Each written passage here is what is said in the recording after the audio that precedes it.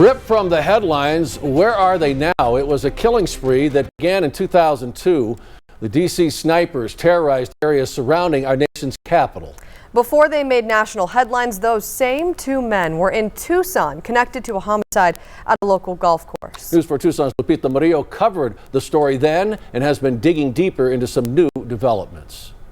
One of those men, John Muhammad, was put to death in 2009. The other, Lee Boyd Malvo, is serving 6 life sentences in Virginia.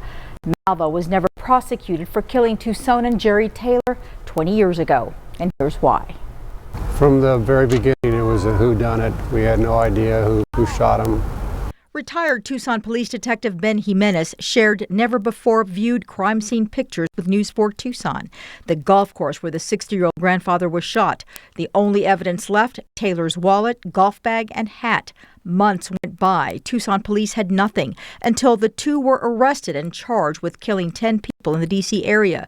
Then Malvo told a corrections officer I was in Tucson visiting and that they shot a U.S. senator on the golf course. They quickly began piecing together the evidence. Turns out John Muhammad's sister lived near the golf course. They visited her at the time of the murder. By then, admitting to crimes there in the D.C. area, and it was already going to be looking at multiple life sentences.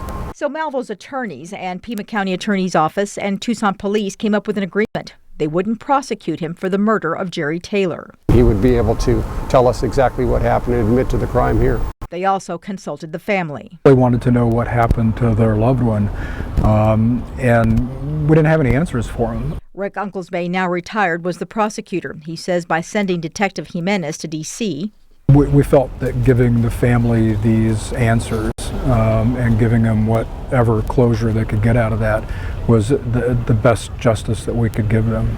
Also, Unklesby says the case was not airtight. It was close to being able to make a case, but not sufficient enough that we could have proved it beyond a reasonable doubt in front of a jury.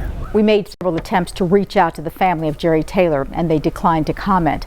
Malvo was recently in court trying to get his sentences reduced or dismissed.